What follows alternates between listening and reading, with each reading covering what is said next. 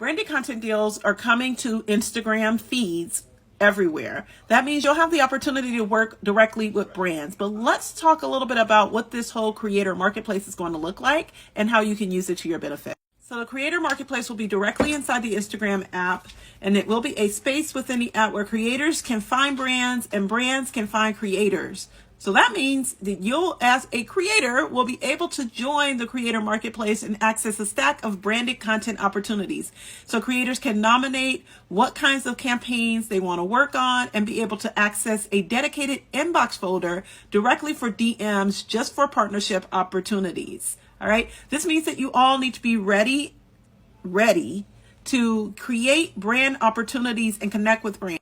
This also means you need to arm yourself and be prepared because you're going to get bombarded with a bunch of brands, but you also need to make sure that you know which brands you should be working along with. All right. So branded content is a huge, huge opportunity, but let's be clear. You definitely want to make sure that you read the fine print on any deals that you accept. Y'all Speaks Digital. Peace.